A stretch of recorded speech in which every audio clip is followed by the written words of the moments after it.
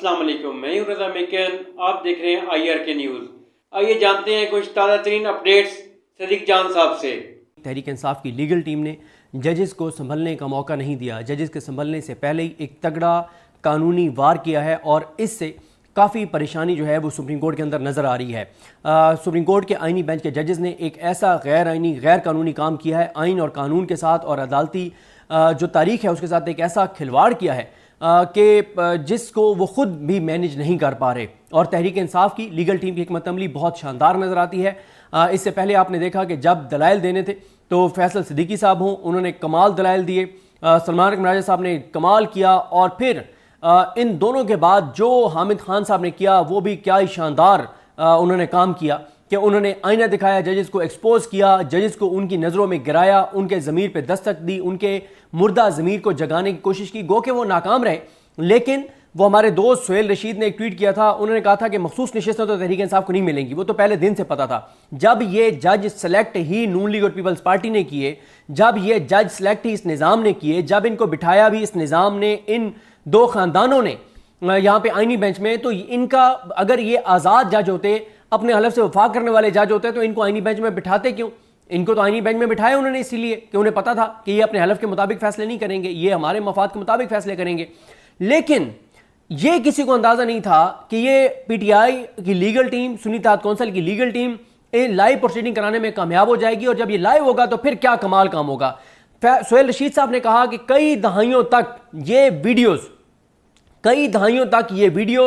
PTI और अवाम पाकिस्तान के काम आएंगी। देखें, मैंने उस दिन फैसल अब्बास खर साहब के साथ इंटरव्यू में कहा कि फैसल अब्बास खर यंग हमारे रिपोर्टर हैं, बड़े शानदार, इस्लामाबाद हाई कोर्ट को कवर करते हैं।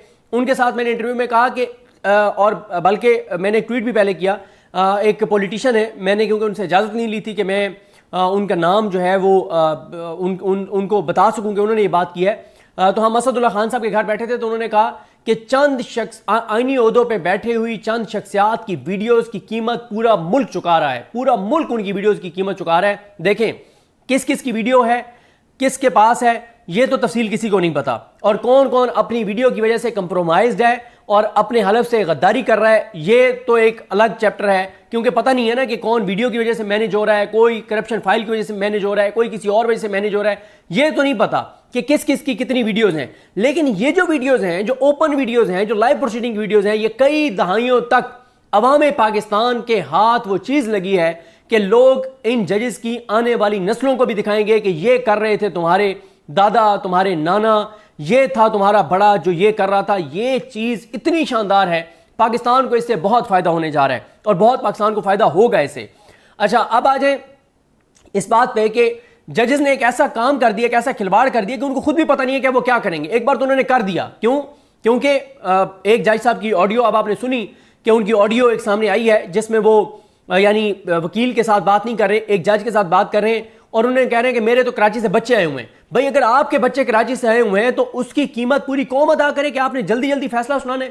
लेकिन अच्छा हुआ, ये अल्लाह ताला का करोड़ा एहसान है, अल्लाह ताला का करम है पाकिस्तानियों पर कि, और ये मैंने कहीं पढ़ा था कि अल्लाह ताला मतलब ये किसने ये लिखा मुझे नहीं पता, लेकिन मैंने ये कहीं पढ़ा कि ये अल्लाह का एक निज़ाम है कि अल्लाह ताला किसी शख्स को उसकी फितरत दुनिया में आया किए बगैर दुनिया से नहीं जाने देता। उसकी फितरत लोगों पे आया हो जाती है, वाज़ेह हो जाती है कि वो किस गुमाश का आदमी था। तो अब आप देखें ना कि ये जो ऑडियो सामने आई है कि बच्चे कराची से आए हुए हैं इसलिए आज ही फैसला करना है।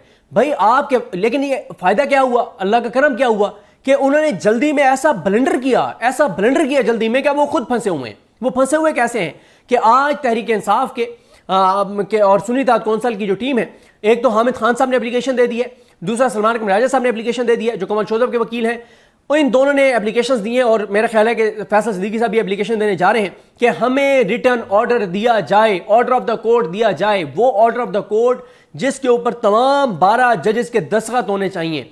अब 2 जजेस अभी तक डटे हुए हैं, जस्टिस आयशा मलिक साहिबा और जस्टिस अकील अब्बासी साहब। ये वो 2 आजाद जज हैं, ये 2 वो अपने हलफ से वफा करने वाले जज हैं जो अपनी बात पर खड़े हुए हैं, अपने हलफ पर खड़े हुए हैं, पाकिस्तान के साथ वफा कर रहे हैं, पाकिस्तानियों के साथ वफा कर रहे हैं, अपने हलफ से वफा कर रहे हैं, गद्दारी नहीं कर रहे, बिक नहीं रहे, झुक नहीं रहे, लेट नहीं रहे, और अपने ज़ाती मफाद के लिए मुल्क को बर्बाद नहीं कर रहे।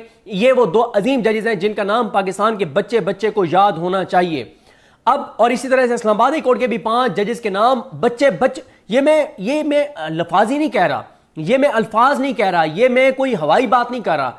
मैं आपको बार बार ये दरखास्त कर रहा हूं, अपने छोटे छोटे बच्चों को इस्लामाबाद हाई कोर्ट के 5 आज़ाद जजेस के नाम याद करवाएं।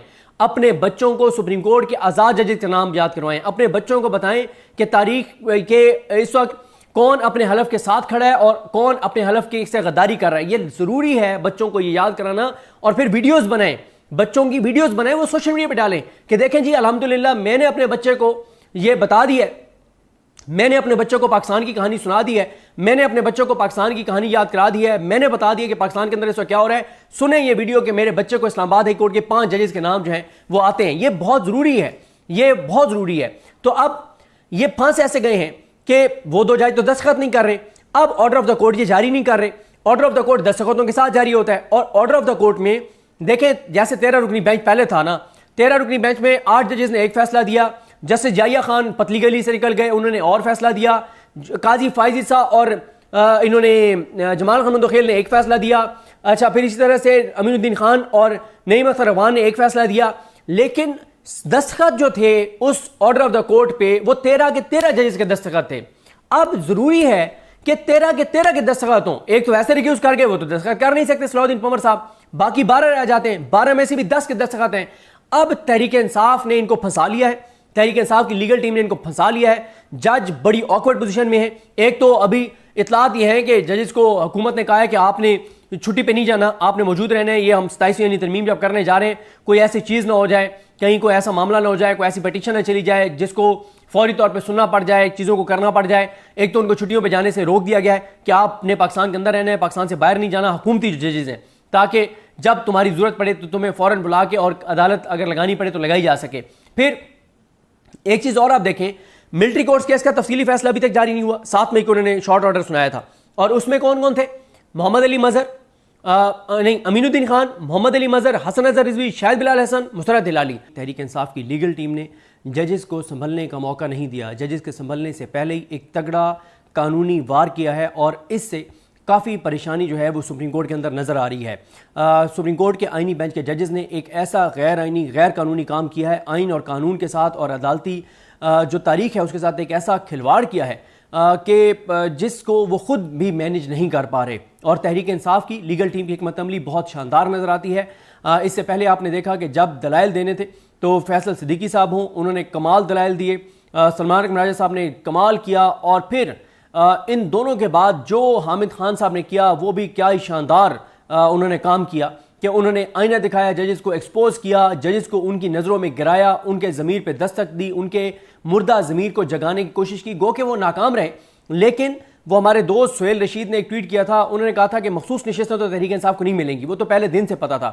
जब ये जज सेलेक्ट ही नून लीग और पीपल्स पार्टी ने किए, जब ये जज सेलेक्ट ही इस निज़ाम ने किए, जब इनको बिठाया भी इस निज़ाम ने, इन दो ख़ानदानों ने यहाँ पे आइनी बेंच में, तो इनका अगर ये आज़ाद जज होते, अपने हलफ से वफा करने वाले जज होते, तो इनको आइनी बेंच में बिठाते क्यों? इनको तो आइनी बेंच में बिठाया उन्होंने इसीलिए कि उन्हें पता था कि ये अपने हलफ के मुताबिक फैसले नहीं करेंगे, ये हमारे मफाद के मुताबिक फैसले करेंगे। तो नाज़रीन, ये थी आज की ताज़ा तरीन अपडेट्स जो आपने जानी सदीक जान की ज़बानी।